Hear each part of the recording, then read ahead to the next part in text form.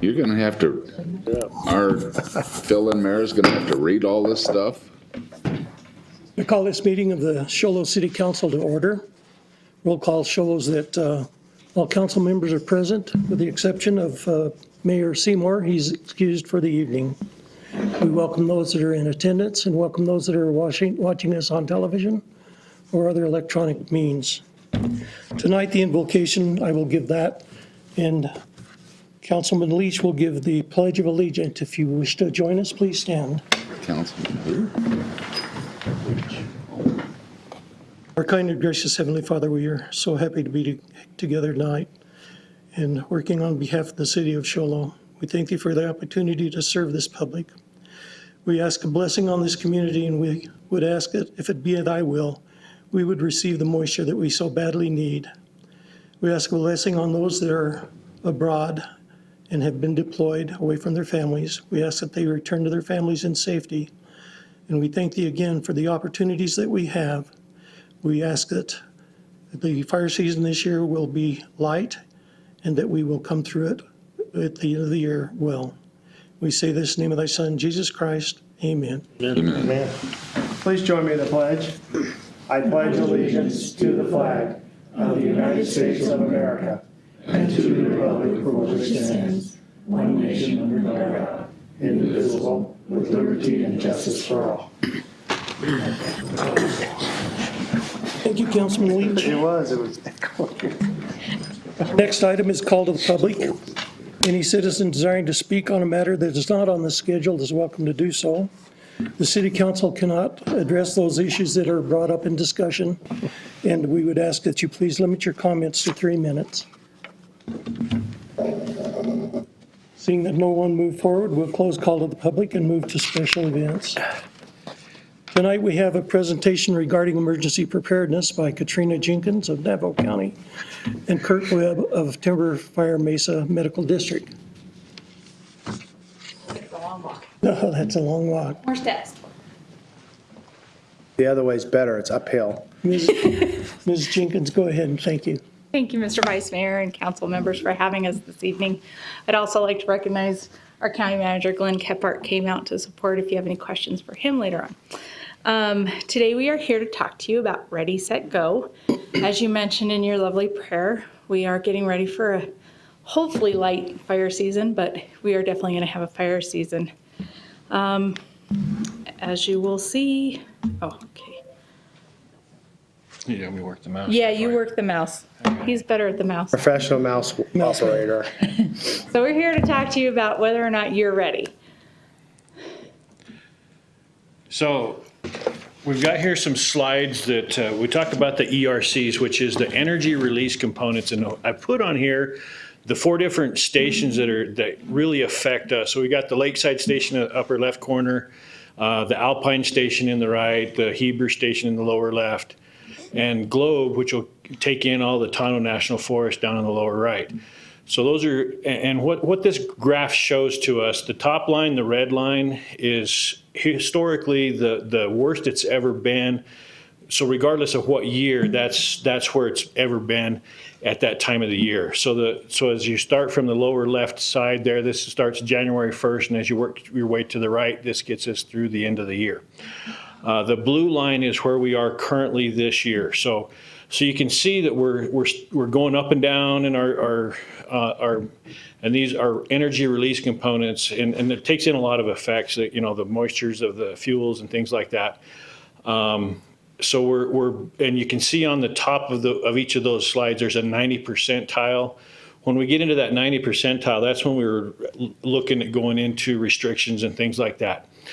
So we're staying well below that right now, but as you've seen, we've had a lot of little fires along the roadsides, out in the forest. We've had some campfires that left unattended and started a couple of fires and things like that. So things are dry out there.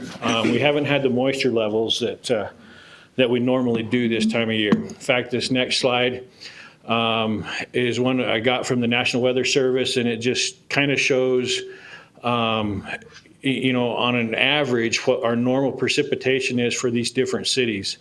And so Flagstaff, it's their 6th driest year. Winslow, it's the driest on record. Prescott, it's their driest on record. Payson, it's the 2nd driest. Show Low, we're the 4th driest. Canyon de Chelly, 2nd driest. So you can see that across the Northwest region here that we've got some issues. Just some more predictions from the Weather Service. These next slides were taken from the Southwest Coordinating Center, and they're the ones that do the predictions for us. They look at so this is the drought monitors, and it doesn't look very encouraging at this point when you look at their drought monitors and things like that. So even all across Arizona, and especially up through our 2 counties, Navajo and Apache counties here, we're in some severe drought here. These are just some predictions, temperatures and precipitations. One thing that I do find kind of interesting is you look in the middle of this slide here where you got the reds, and then kind of right in our area, it's not red, in the Show Low, Pine Top Lakeside, and even over into Apache County there. And I think this may have been due to, a lot of the prayers going on from our folks. And, we did get a little bit of moisture through February. Well, Kirk, don't forget, we're running out of stuff to burn. It is true. We burned it up over the years. It's got to be part of that too. Well, and this is just showing our moisture levels. So we actually did get a little bit more moisture than some of the areas outside of our areas. And so, like Katrina was saying, with your prayer today, keep encouraging that to happen because I think it does make a difference. So as we move on, this is the outlook, what their predictions are for the different months. So that first slide there is March, and we're not really looking at a heavy fire season through March, and we've gone through March and we didn't really have anything significant. And these are looking for fires that are 1,000 acres and greater. April, starting to creep into the lower southwest of Arizona or southeast of Arizona. May, it's starting to get across the whole entire state of Arizona, and June is not looking too great either. So, and those are just predictions and the potential that is out there. But as we talk about potentials, that's where we're going to get in a little later on is how can we reduce that risk that we have. This slide here shows your kind of the dates that they're anticipating the monsoons to get started. So we're looking at the middle of July before the monsoons get started.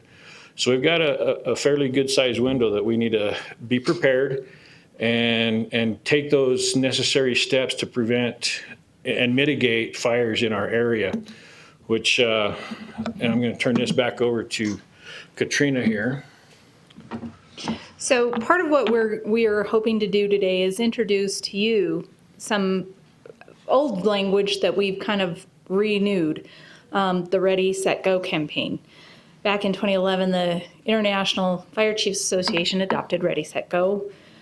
This past year, the state of Arizona, through the Arizona Association of Sheriffs, I know I said that wrong, but you get the idea, adopted Ready, Set, Go in utilizing that language for evacuations for all emergencies, not just fires, but any kind of emergency, whether it's a natural or man-made.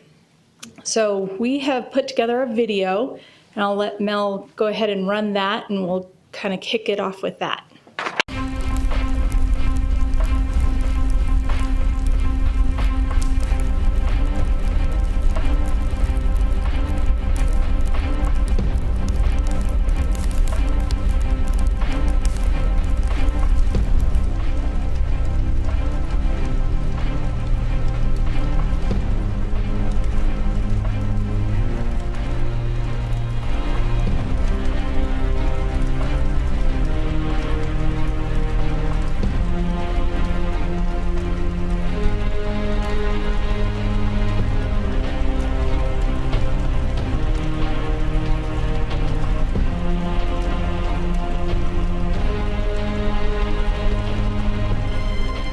This region we are fortunate enough to call home is unique and full of natural beauty. That beauty, however, can come with risks. Make sure you are prepared in case of a catastrophic wildfire with these Ready, Set, Go tips. Be ready by preparing emergency kits and items of importance or necessity, ensuring that they are easily accessible. You should also be fire-wise by creating defensible space around your home to help protect your property from wildfire in the event of an evacuation. When setting up an emergency kit, remember items such as water, nutritious foods such as nuts or protein bars, a flashlight with extra batteries, important documents such as your license or prescriptions, and don't forget your pets. They need food and water and any medications they might be taking too. It's also recommended to stay informed during an emergency by signing up for notifications from Ready Navajo County. You can also check 311info.net or monitor Navajo County social media sources. By setting a plan and keeping emergency supplies easily accessible, you and your family will be ready in the event of a fire. Now that your emergency kit is ready and your evacuation plan is set, review and practice the plan with your family to ensure everyone knows what to do if an evacuation is ordered.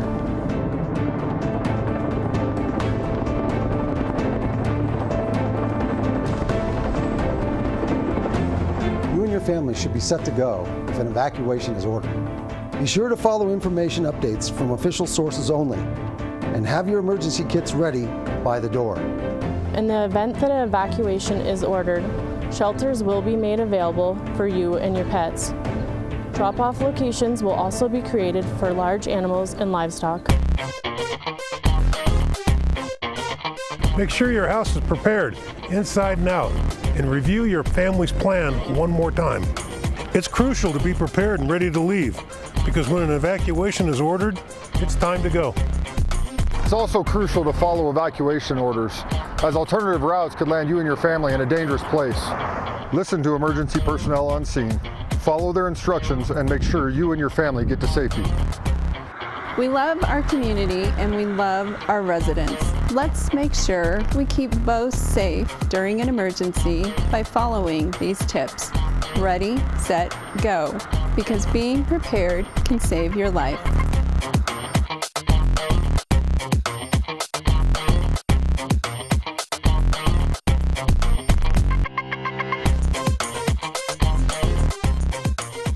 Of our partnering agencies, we wanted to make sure that we incorporated as many partners as we could into that video, and I'd like to give a special thank you to Mel.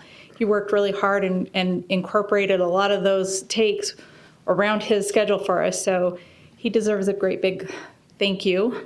So on the next slide, we're going to talk a little bit more about the Ready, Set, Go campaign, and as I said in the beginning, this campaign is a statewide initiative. This is not just Navajo County. So all of our counties throughout the state, as well as state partners at the Department of Emergency Management and Military Affairs, are promoting this verbiage in case of an evacuation and preparedness. So the first part is obviously being ready. As we said in the video, make your kit, make sure you have a communications plan with your family, prepare your home. As Chief Morgan said in the video, make sure your house is fire-wise, especially for those of us that live in the WUI, which is the Wildland-Urban Interface. Next one. Make sure you've signed up, if you haven't already, for the emergency alert system. We use this in partnership with Show Low Police Department and throughout the county in any kind of disaster, as well as for other kinds of events, such as missing adults or missing children. When we get into talking about more of the readiness and being prepared around our homes, we got to do the clearing around our homes and making sure that we've created a defensible space around our homes. So there's, and if anybody needs further advice on their own homes and like that, that's something that we provide, that we will actually make a home visit and go and work with the homeowner, walk around their house and show them and give them our thoughts and ideas of how can they make their home safer and more defensible. This picture just shows some of the basic things as far as home construction and some of the things that we find that are most typical with where we lose homes in catastrophic wildfires is decks that have open spaces underneath and they never get cleaned out. And that's a good place for the embers to fly from even miles away and be able to start that house on fire. Rain gutters that haven't been cleaned of debris and the roofs as well. And just not clearing out, the first 5 feet away from your home is very critical. In fact, they've changed the zones to 4 zones. So the first zone is actually 0 to 5 feet away from your house. Zone 2 is 5 foot to 30 feet away from your house. Zone 3 is 30 feet to 100 foot away from your house. And then zone 4 is if you have property and that becomes zone 4. So some people may never even get to that zone 4 or even zone 3 sometimes because they have a smaller lot. But these are just some of the ideas of what we can do to be able to create a more defensible space around our homes. The other thing is, as we're looking at the density of the trees and getting rid of ladder fuels, and you can see this is a property that's being getting worked on, and here's another slide that shows that this is kind of what we want. We want to be able to see open space and spacing between the trees, and when you look up, you can see some sunlight. It's like living in a big garden. If anybody's ever done any gardening, you got to get rid of the weeds in order for the good plants to thrive and produce fruit. Same thing with our forests.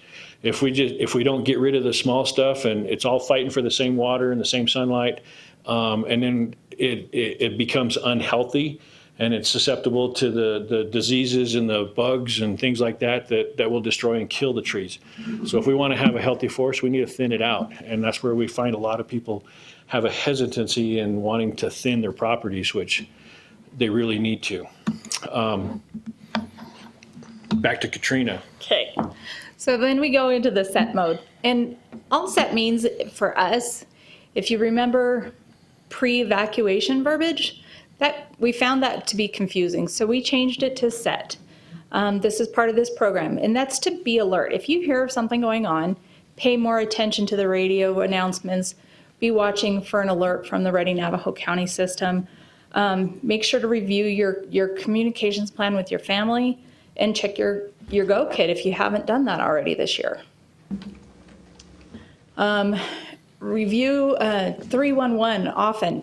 That's one of our main sources for updates on anything. In fact, just yesterday I posted a story about the prescribed burn at Honda McNary at the Honda Casino, just so we can alert our citizens that we do have a control burn. It is prescribed.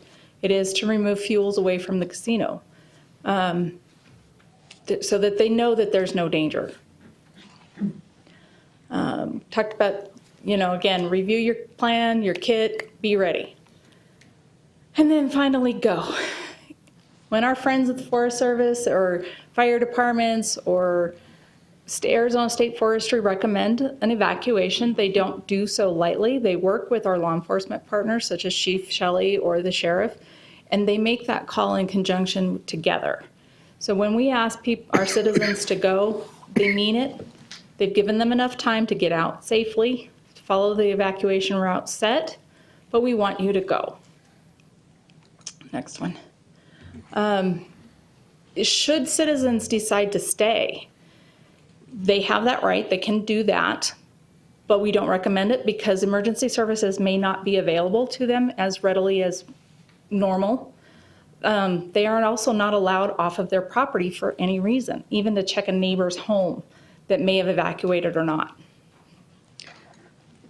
And then finally, go to a safe place. If you do have health issues or concerns about waiting till an evacuation order, by all means, evacuate early. If it comes down to it and we've got an evacuation, we're going to have a shelter set up. You're welcome to go to that shelter, do what you need to do. We will provide spaces for small animals as well as the fairgrounds and the Taylor Rodeo grounds for large livestock if those areas are needed. So we do try to think of everything. So again, it's not a matter of if, it is a matter of when. And we just wanted to thank you for having us here. I handed out brochures. You should have gotten 2. We ask that you keep one and review it with your family, but also to give one to a friend or neighbor that may not be here or get to hear this message with us.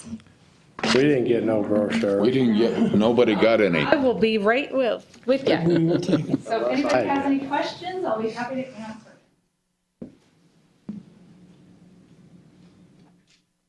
Kirk, why did they wait? I know the Forest Service is the only ones that can, all the complaints that we're getting now, as well as you guys, I know, is close the forest down, do this, because there was like 7 or 8 unattended fires last weekend, over Easter weekend. And we've been more diligent in actually getting that word out as how many fires or campfires are left unattended like that, to try to create more awareness that hopefully, you know, I don't know if it's going to shame people into putting their fires out better. I don't know that that's going to happen, but. I guess what I really want to get at is how come we always wait? I know you don't want to take people out of the forest because we pay for them to be out there, but to us, I mean, it seems like the local people understand that more than the people come up and visit. So to me, they ought to take that into consideration when we have these people coming up here, because it's so hot down there. They're coming up here, not just because of the weather. We always wait for the weather, like that chart you were showing us, when it gets to that point. I think we wait too long, and I know. And there's a whole process that has to go through. It's not just the weather. It's a lot of different things that take into consideration as far as to when we can go into closures. The way things are looking right now, I'm thinking we're going to be able to go into closures much sooner than we usually have in the past. Well, I guess they should take into consideration the people come up here using the forest then. Right. We actually That needs do. to be in there somewhere. So to answer your question, we do. Every week, about this time of year, we haven't started yet, but we will soon. We start having a weekly telephone conference with the partnership.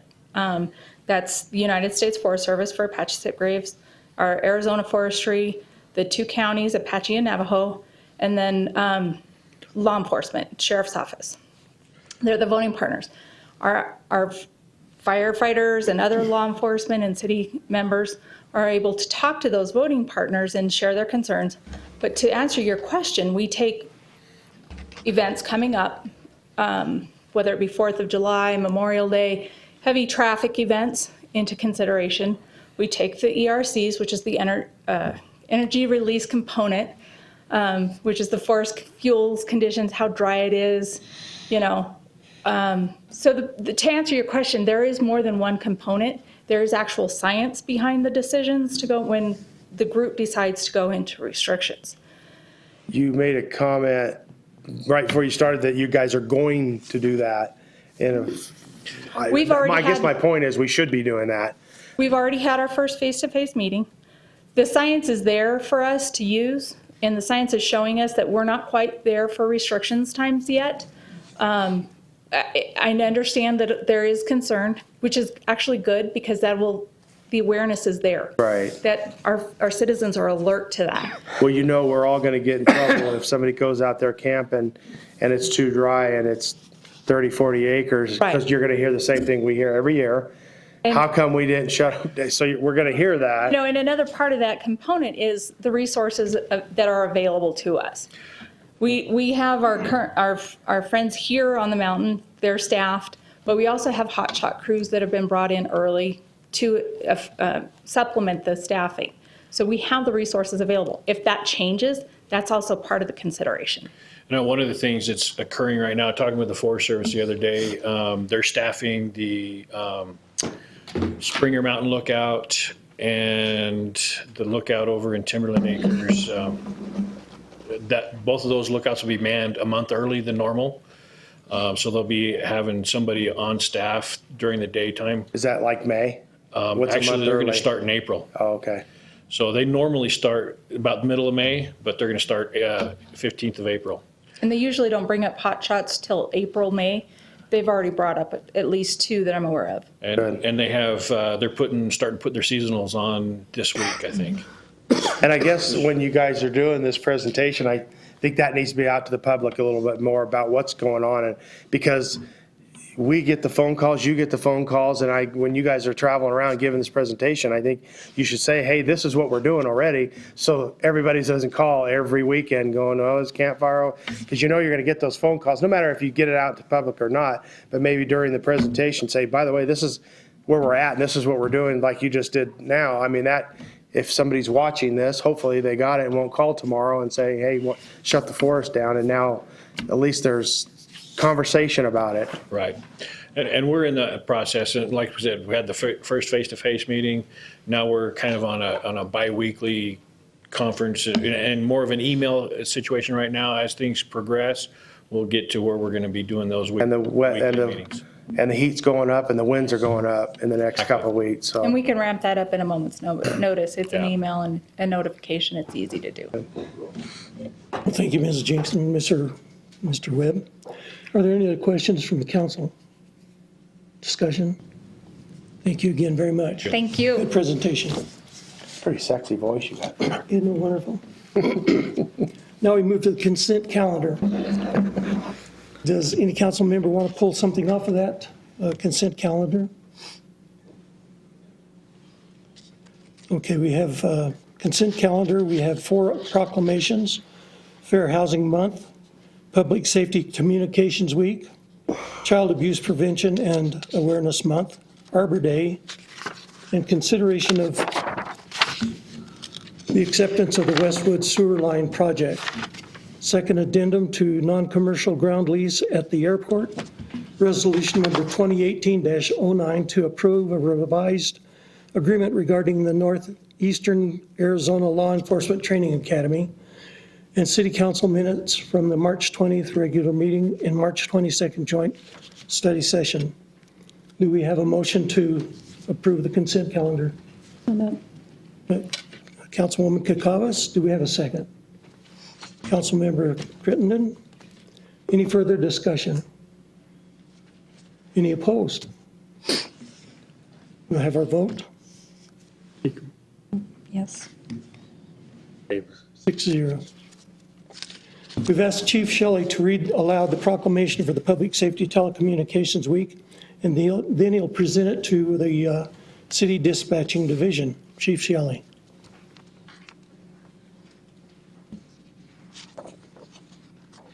Vice Mayor and City Council, I've asked 2 of our representatives to come up here from our telecommunicators. This is going to be Maria Garvin on one side. She goes by Rhea, by the way. And Alyssa Watson also goes by Elf. We'll talk about later what their nicknames are. So on proclamation on behalf of the mayor and the city council, whereas thousands of dedicated public safety telecommunications personnel daily serve the citizens of the United States and our community by answering their telephone calls for police, fire, and emergency medical services, and dispatching the appropriate assistance as quickly as possible. And whereas the critical functions performed by these professional telecommunicators also include those related to other government divisions providing public safety telecommunications services.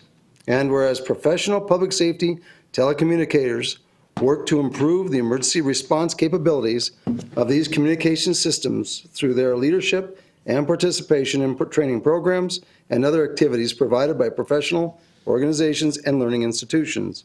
And whereas America's public safety telecommunicators daily serve the public in countless ways without recognition by the beneficiaries of their services. Now, therefore, on behalf of Vice Mayor Brent Hatch and the Mayor and the City Council, the City of Show Low do hereby proclaim the week of April 8th through the 14th, 2018 as Public Safety Telecommunicators Week. In the City of Show Low, encourage all citizens and public safety personnel to join in honoring and recognizing the public safety telecommunicators of the Show Low Police Department and throughout the nation and the vital contributions they make to the safety and well-being of our citizens. Dated this 3rd day, April 2018.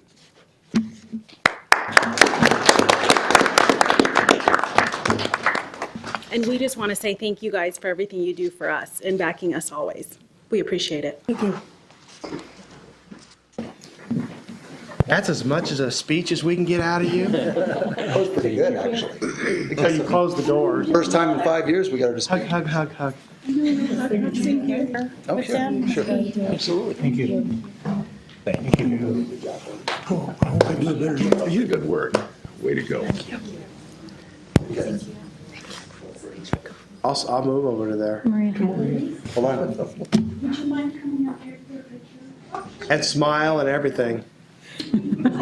I know. That's because I went. One of you may not smile.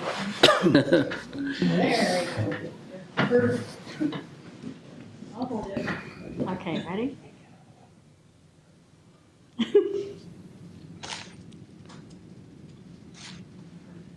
Quick banana. Bring them on down here. Thank you.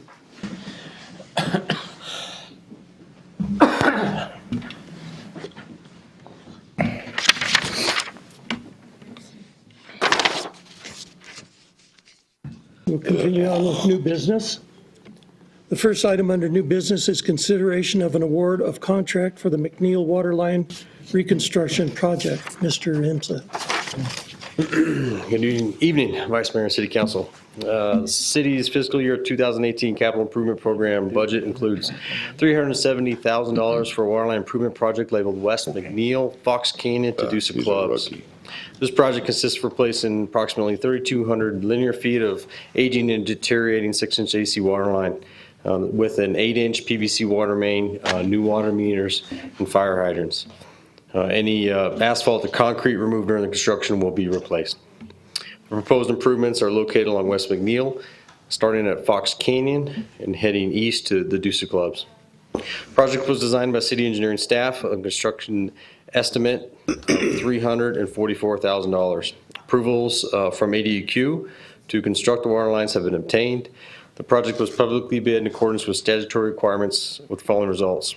Apache Underground Excavating at $299,615. Western Grade LLC, $322,720. Rock Country Builders Incorporated at $387,965. Central Arizona Civil Construction Company at $402,700. And CNB Excavating at $408,570. Staff recommends awarding the construction contract for the West McNeil Waterline Replacement City of Shola Project number W1318 to Apache Underground Excavating in an amount not to exceed the $299,615. The bid tabulation is attached, and I'm available for any questions. Are there any questions for staff? Yes, probably a few. Okay, the first question I got, length of time, because that's the second busiest road, or third busiest road in our town, I think. But how long is that project going to take? I believe the contract is for 90 days, so that's 3 months. It normally doesn't go the full extent of a contract length, but the contract is for 90 days.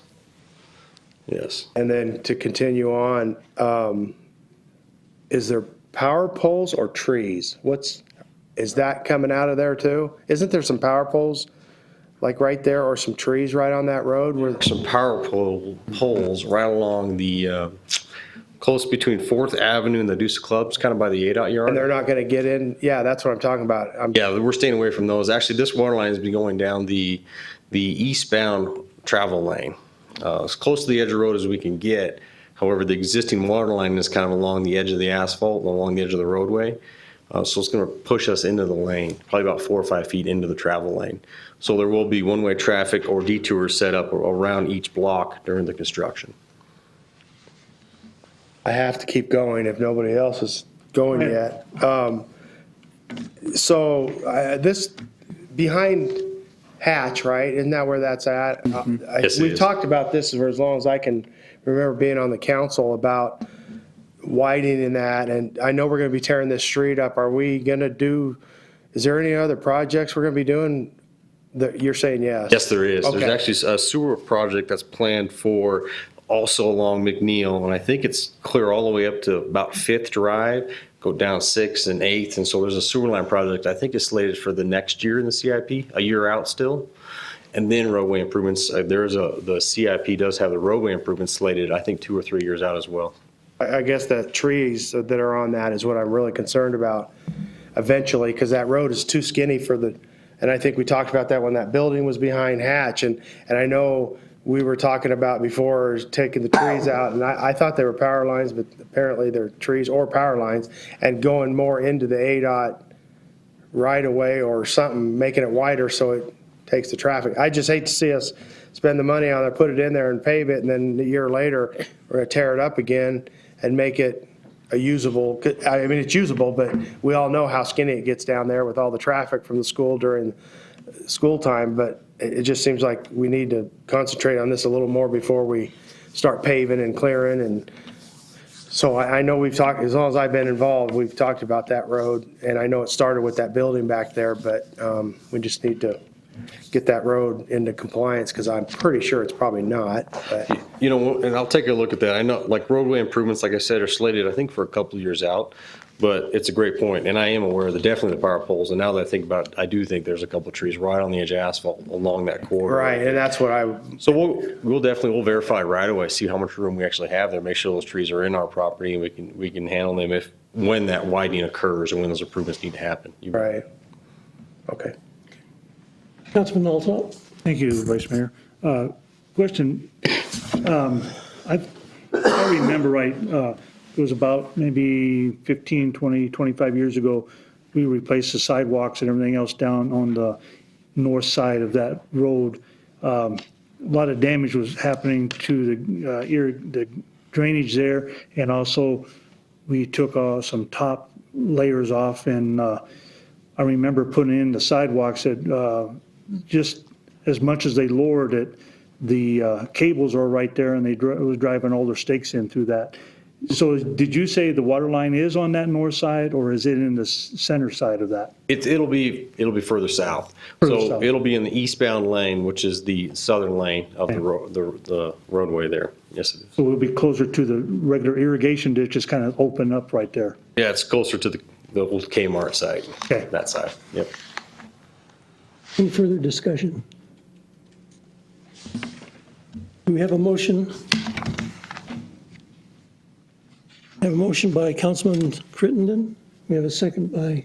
He's got to read the motion. I'm sorry.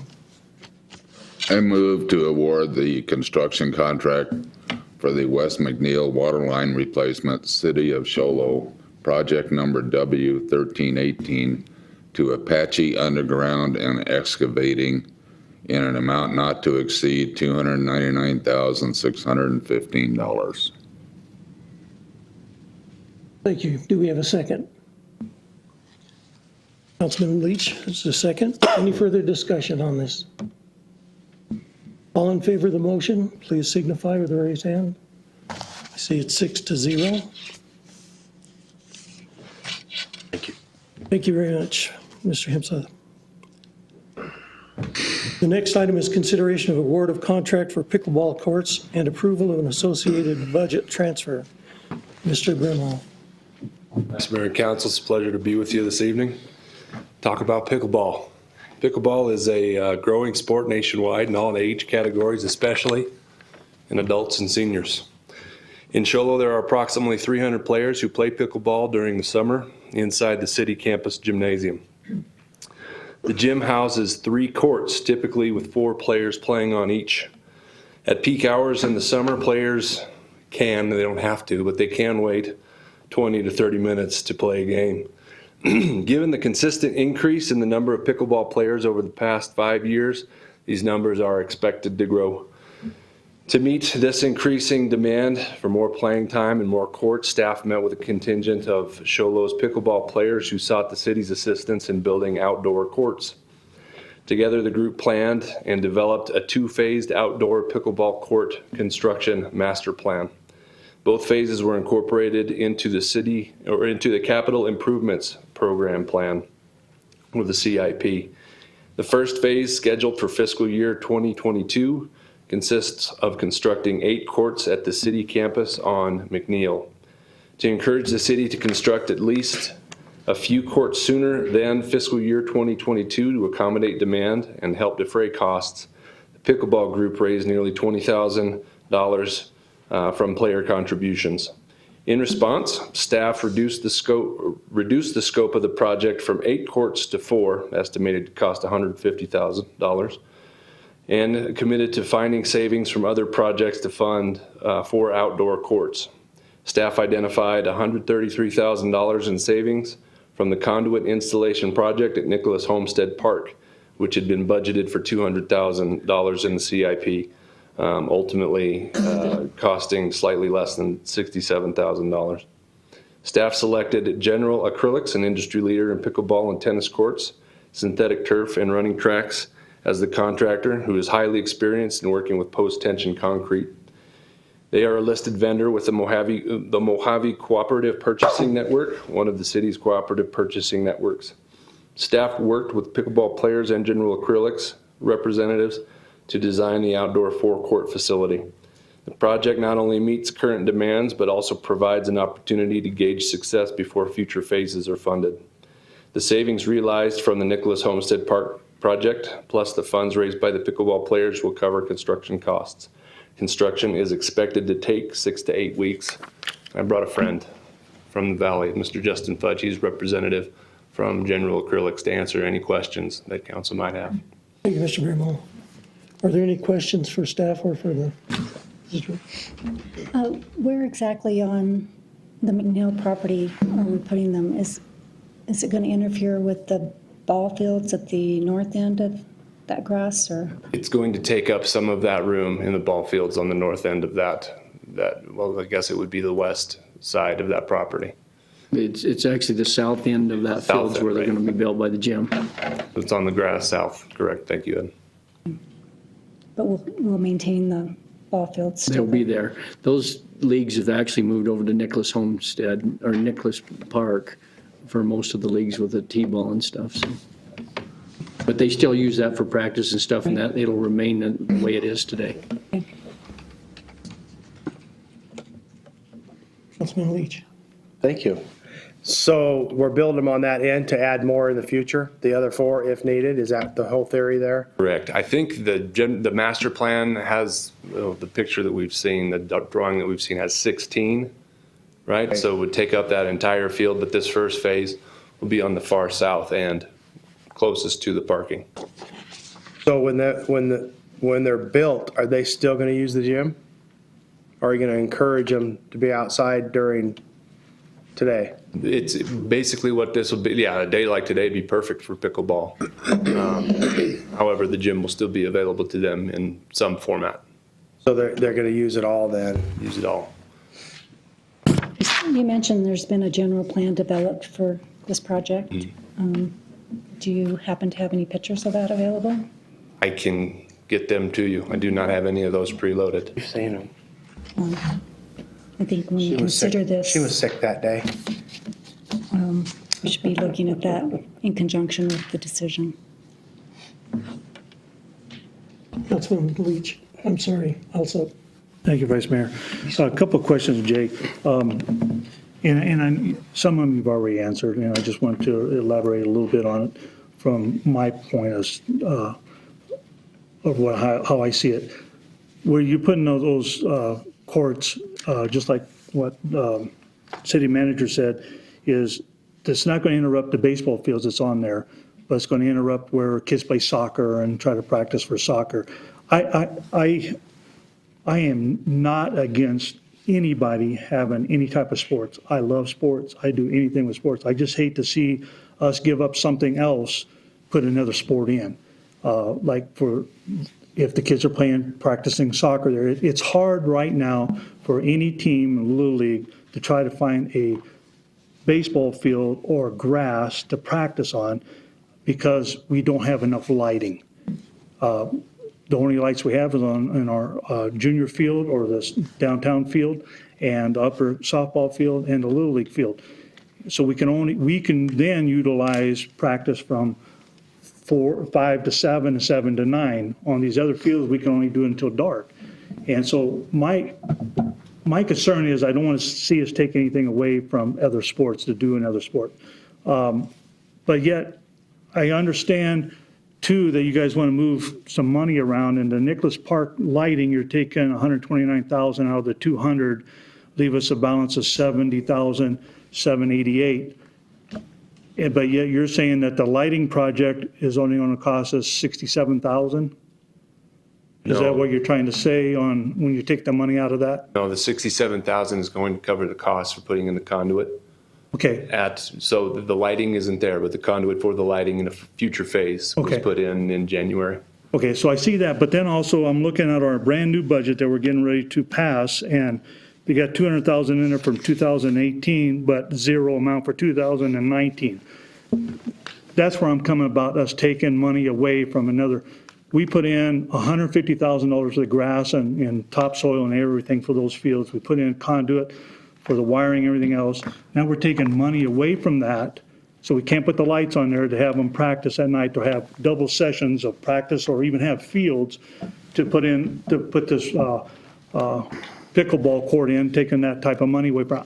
That's the only reason that I have a strong dislike about what's going to happen, because that money, I believe, we need to, if you're going to take it away, then we need to put it back in there. And we need to get those lights on for those little league players and everything else. It's a hassle to try to find places for them to play soccer, play flag football, pee-wee football, softball, little league. We have state competitions up here for Little League, and we're trying to find other places to play for them and have lights on. We can play other teams in different places throughout the whole city to bring us money up for that. And that is my only concern about taking that type of money. I totally understand that we need to have pickleball. I totally understand that it's a great activity for people to do. I understand the place you're going to do it, but I just cannot vote yes for that when I'm taking lighting away from other sports that can handle that. So that's the only concern I have. City Manager? I'll attempt to answer that, and Jay can pipe in if he wants. 2018 the city council approves a capital improvement program budget, right? In 2018, the council approved conduits for lighting at Nicholas Park. The estimate was $200,000 when the CIP was approved. Yet we were able to do the job for $67,000.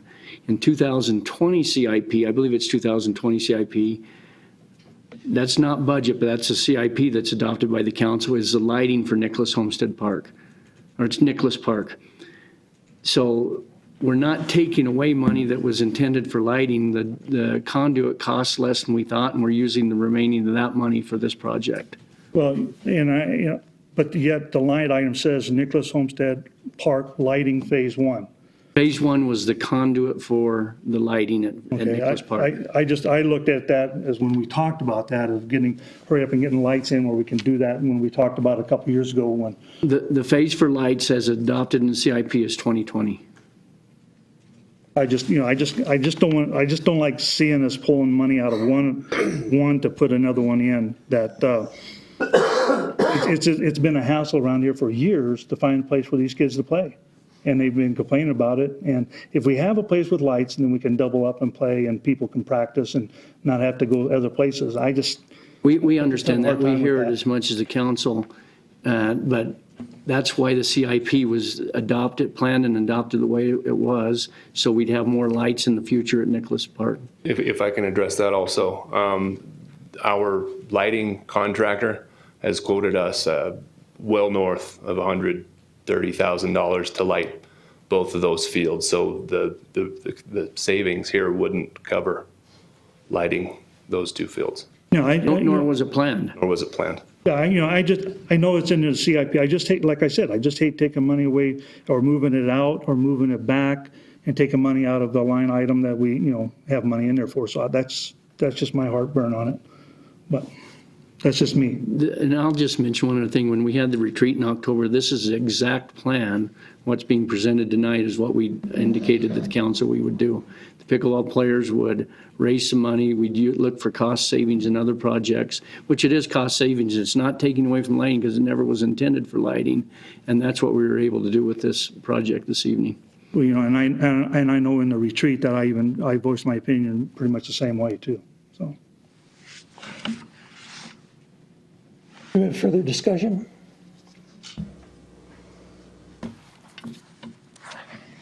Do we have a motion?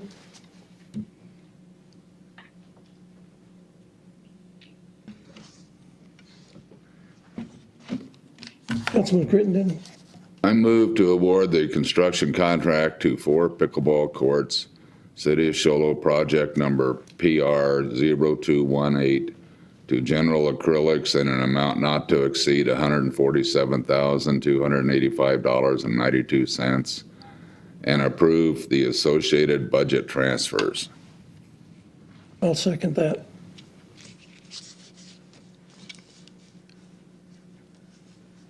Any further discussion before we vote?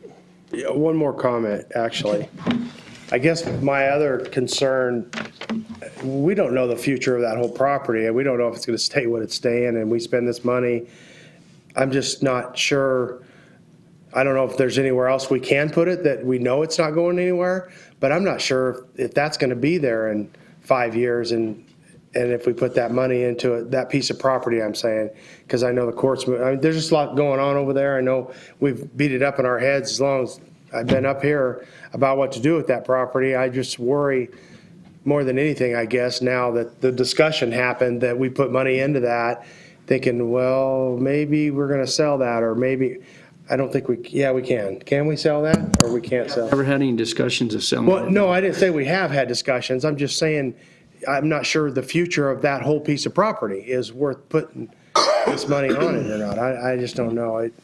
That's the only heartbreak I got over it. I understand what Mike's talking about, but I knew that was future monies. I'm just worried about, I don't want to see us wasting money. Where we're putting it more is my biggest concern. Councilman Walsall. Thank you, Vice Mayor. One other concern, Jay, and I'm glad you're here because I back you in a lot of things, and I like what you're doing for the city of Show Low. But yet, and you wasn't here, so I can't put this one here on you, but we built the disc golf in the meadow, thinking that we're going to have all kinds of tournaments and everything else. I think I've seen one tournament that I know of, maybe 2 at the max, but everybody uses it down at City Park. I mean, I see them in there playing all the time, but I just, and I'm kind of like Councilman Junior Leach, is we as a city built racquetball courts in the park, and we put a screen mesh over them, and they were great for 2 or 3 years, and then people quit using them. As a matter of fact, now we put our stuff in there for Park and Recreations, and the one that had a cover on it. And I just don't want us to put something into something that maybe 5, 6, 7 years down the road. The only one that I know still play racquetball around here is Mel back there, and he's watching us right now. So, and he's a champion state and everything else. So, but not there. But not there. But I understand, and I just want the best for what we can do. But I just have a hard time thinking that it's going to stay with us for a lot of years. I know football, sport, soccer, and all those other things has been here, and it's not changed. And anything that we have put our money into at the park besides Little League is kind of faded out, and it needs to all be replaced, and it looks ugly. And nobody, there's a few people play tennis on it, but those tennis courts are kind of yucky too. We just need to do something with that. If we could put pickleballs with those there, but I talked to you earlier, and it's too small to do that. So I just, if there was someplace else and we didn't take the money, I would vote yes on this, but I can't. I'm sorry. Any more discussion? Councilman Kelly. I think a thing that impresses me a lot is the users want this bad enough to put their money where their mouth is a little bit. Now, it's not 50% or anything like that, I understand. And I don't mean this to be a counter to what you're saying, but another slant on it, maybe a way to look at it, but we spend a lot of money in a recreation budget in this city, and it's because we can. And it appears we're even being more blessed recently, and we're able to handle some obligations that we've talked about in the earlier meeting regarding funding these retirement programs and such, and even maybe have some more money left over. You all know I'm going to be talking about prepaying some debt with part of that, but I'm hoping that we may be able to move some of these projects forward, even though the long-range planning called for them to be a couple years out. We got the conduit in, or we got the bid in. Is it actually in? Yeah. I thought it was. Boy, I thought maybe I misread that when something came in that far under what we had projected it to be, and that's refreshing. Don't see that very often. But with all of the, I believe, study and consideration that's been put into this, and the folks bringing forward as much money as they have on their own, I'm believing that we can go ahead and continue to make these improvements in lighting and have more for the youth. I know youth can play pickleball, but I understand it's more us older folks, but not me. But, you know, I just think it's been pretty well thought out, and what a blessing to have a bid come in so far under that we have some surplus money and can move forward with it. And so, considering everything, that's why right now, unless somebody says something more that changes my mind, I will vote yes. I'm gonna let myself back in. You can recognize yourself, Vice Mayor. I'm recognizing me. You're recognizing you? I don't disagree with anything that I've heard up here from Councilman Alsop, yourself, and Councilman Leach. I've had an opportunity to sit down and talk with a number of the pickleballers that have taken it upon themselves to come up and represent the organization and put forth their offer to put some funding into this. I'd like to recognize the gentleman that's here with you, if he would like to come in and say something. Keep it brief. Hey guys, I'm Justin Fudge with General Acrylics. Thank you for having me. So you were kind of talking about what the future may hold. Pickleball among all age groups is the fastest growing sport in the country. And I've worked very closely with the city of Prescott, the town of Bisbee, and then now the town of Prescott Valley for very similar projects where outside interest or outside organizations are raising monies for such projects, collaborating with municipalities, and then getting a site donated to build a park or a pickleball facility. So just this past March and April, I helped with a design with the city of Prescott for 8 pickleball courts, and it was designed with 8 pickleball courts through the USAPA, which is the Pickleball Association. They can hold sanctioned events. Right now, it's the first step, so I'm not saying you need to jump in and do 8, but you can host events, not necessarily sanctioned through the USAPA, but they're huge revenue drivers for the city of Prescott. There's hundreds of people that are coming for these tournaments. In June, they're scheduled to have 100 plus attendees.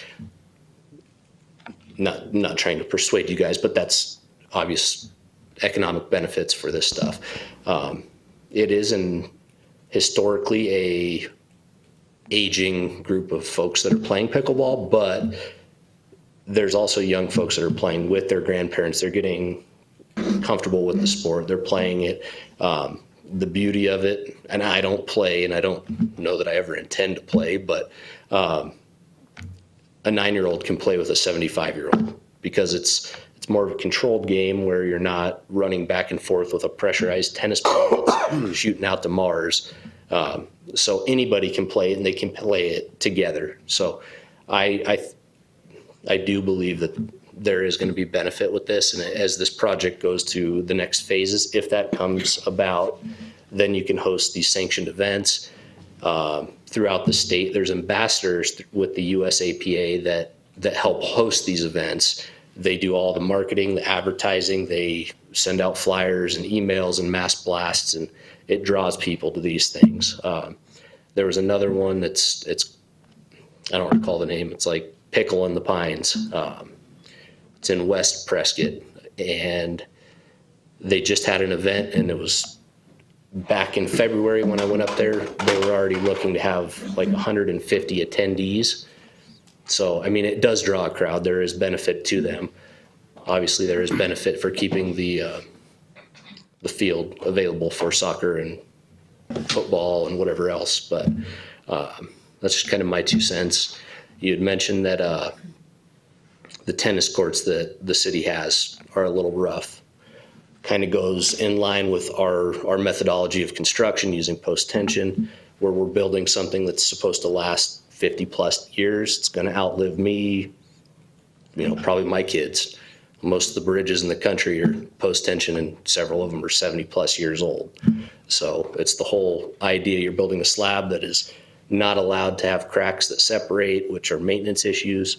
It's just a piece of concrete, and we all know that lasts forever. And then the only thing you're maintaining is the paint, whether it's just normal wear every 7 to 10 years. That's really all you're addressing at that point. So Thank you. all I have. Thank you very much. Don't leave. Oh, I'm sorry. Go ahead. Councilman. Now that he's up there, I got one more question.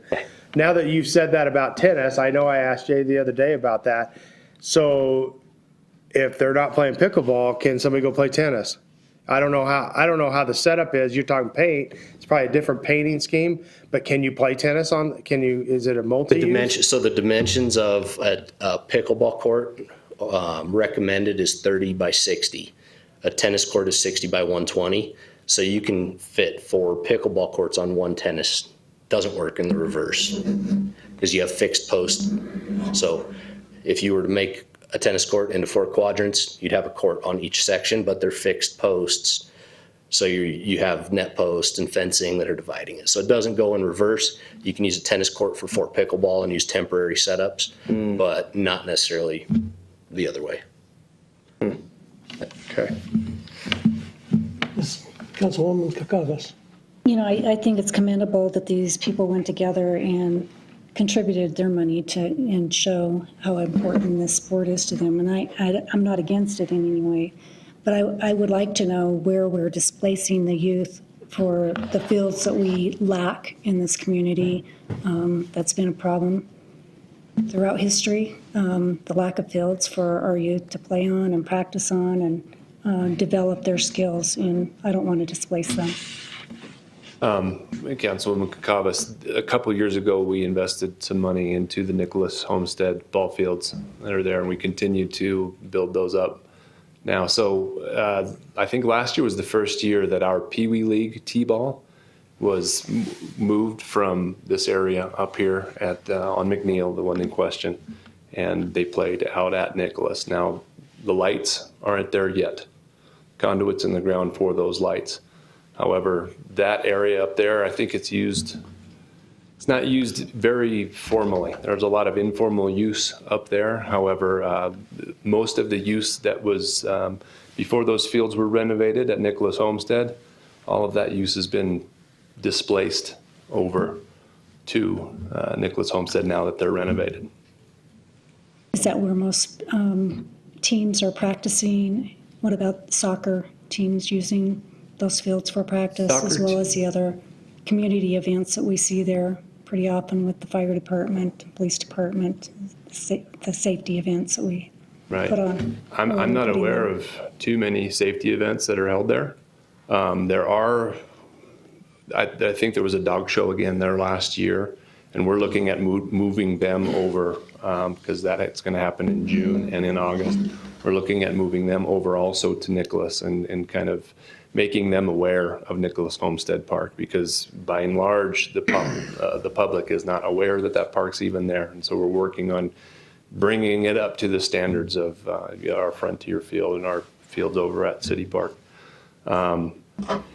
With regards to our leagues, again, all of that has been displaced over to Nicholas Homestead Park. So those fields are working. They're looking better, and they will continue to look better. And if anybody's been out there since the concrete was laid down, a lot of those drainage issues that existed out there after it would rain, there's no more. I mean, we haven't had much rain, but the little rain that we have had that would cause a mud puddle right there where it kind of dips down where those two fields conjoin and the playground is it was magic. It wasn't there. And so again, just having the wherewithal, having the time, and having a plan to make those fields, bring them up, bring the quality of them up, which we're doing, has helped in a lot of ways, even outside of having the fields playable, which they are, and they're being utilized.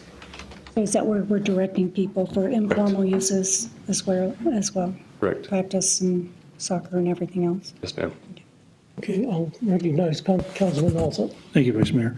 You know, Jay, and I'm glad we're moving everything over. The issue really is finding places to practice. Right now, Little League majors are up 3 or 4 teams. Minors are up a couple more teams. Juniors up 1 more team.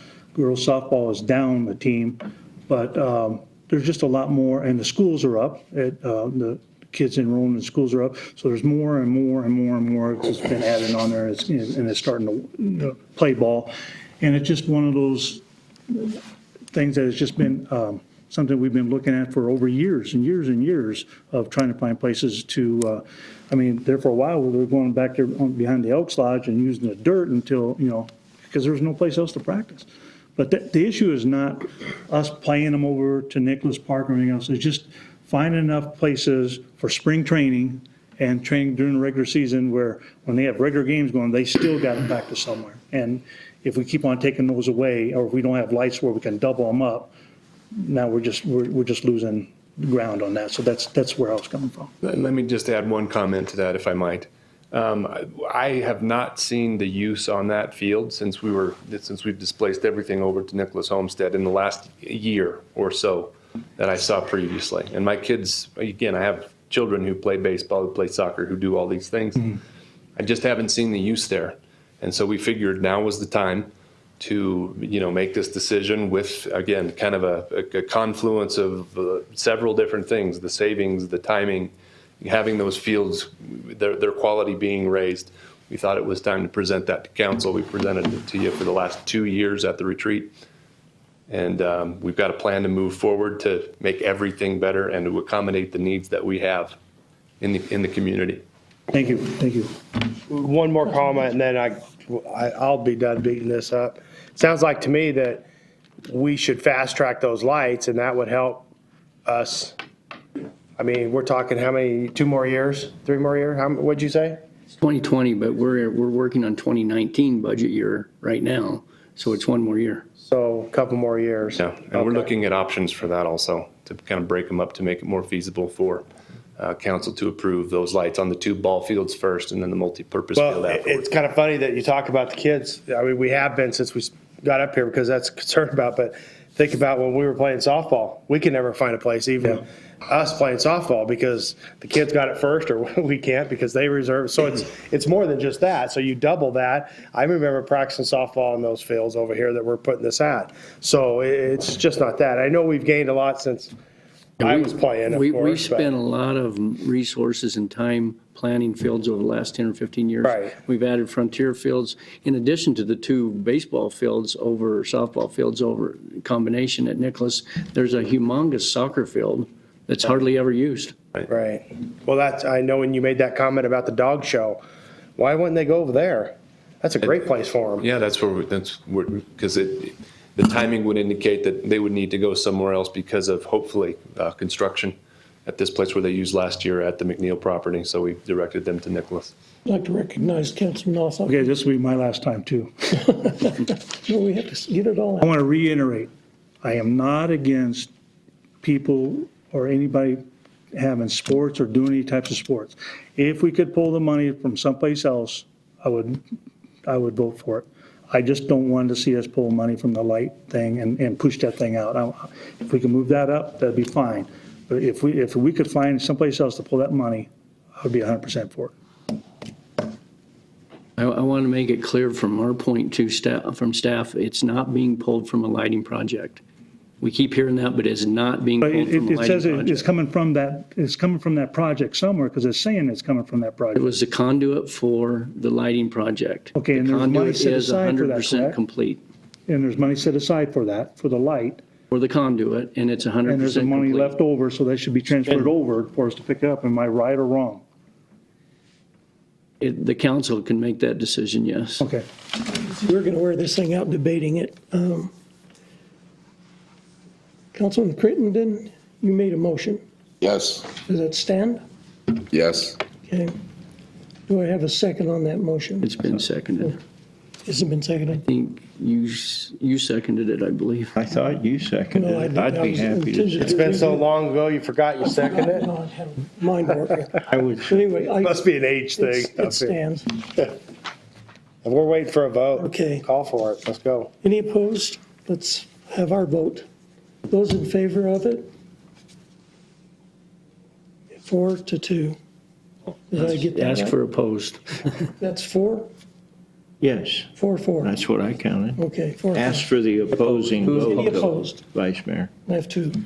make it a Assuming that. record. Yes. Thank you very much. And that was a good discussion. I came down on both sides of it. I very much am in favor of doing things for our youth.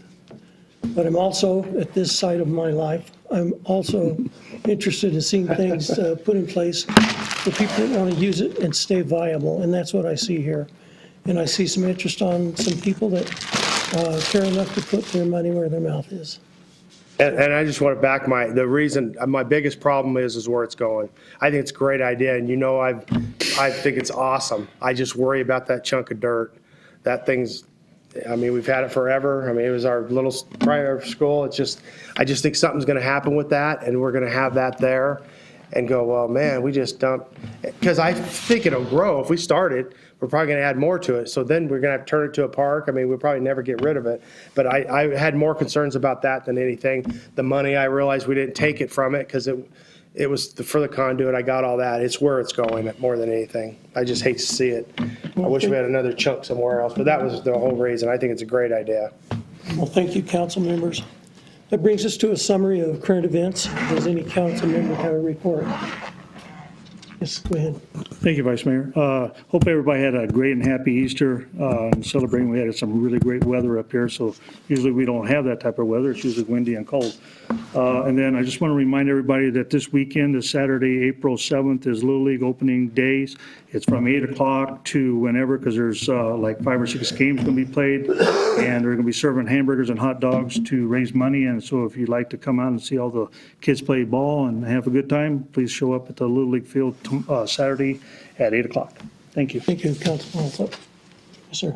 Just another reminder that the 6th annual Show Low Barbecue Throwdown and the 65th anniversary of the city of Show Low is happening May 5th from 11 to 4, open to the public, live music, barbecue, teams from all over the country. I think we're at 26, 30. We're up to 30 already after yesterday. Anyway, projecting, I still pray that we get up to 50. I'm going 50. I don't want that 45 stuff. But anyway, we're getting teams from all over the country. So there's professional barbecuers, and some of them you've seen on TV. So come out and enjoy the day. I think we've got 2 live bands or something like that. Anyway, that's it. I have nothing to report. I'll turn it over to the city manager. Dang. Thank you, Vice Mayor. A few items. Show Low Main Street Spring Shops, which they started this spring. It will be next Friday, April 13th, from noon to 6 p.m., and Saturday, April 14th, from 10 a.m. to 4 p.m. at the city campus gym at 620 East McNeil. And admission is free to that event. Candidate packets for city council seats are available by calling the city clerk's office at 532-4061 or 532-4060. The necessary paperwork must be filed by Wednesday, May 30th for the primary election in August. There are 3 council seats on the ballot, plus the proposition to approve the updated general plan. The recreation staff selling tickets for Show Low Night at Chase Field on Saturday, April 21st. And when the Diamondbacks will play the San Diego Padres, the tickets are in the all-you-can-eat seats at $42 each, and 532-4140 if you're interested in those tickets. Our annual MLK Day of Service, that's when the volunteers will work on a community project or community projects. It's Saturday, April 28th. We'll meet at 9 a.m. at the old pavilion at City Park and get assignments and spend the morning working, and then reconvene at noon for a city-provided lunch. And then in public works projects, just make the public aware and council, the city contractor's extending a sewer main on the east side of White Mountain Road from Hidden Way to south of Ellsworth Road, which is requiring closing the northbound lane, which is outside, that northbound outside lane during daytime hours. The sewer project's expected to be completed in mid to late June. Another city contractor is replacing manholes on White Mountain Road from the Deuce Clubs to Wolford Road, with work being done between 6 p.m. and 1 a.m. They're doing that work at night due to traffic and due to the flows in the sewer lines. The southbound traffic is reduced to a single lane, and that manhole project should be completed by next week. Thank you. Thank you. This brings us to scheduling of meetings. Are there any meetings to be mentioned at this time? Go ahead. Just a reminder that there's a budget town hall scheduled for this Thursday at 6 p.m. here at the council chambers. We invite citizen input, and then immediately following that budget town hall, we will start reviewing the different departments with the city council. Thank you. Is there a Friday morning meeting too? There's a Friday morning meeting for the city council only. It'll turn into an Be there executive at session. 9:30, because I'm leaving at 9:30. You take over at 9:30. It's a very important meeting to talk about water issues with our water attorneys. Be there, be square. With no further business, I'll adjourn this meeting. Shift change. Is that your stuff? Okay. Is that the one?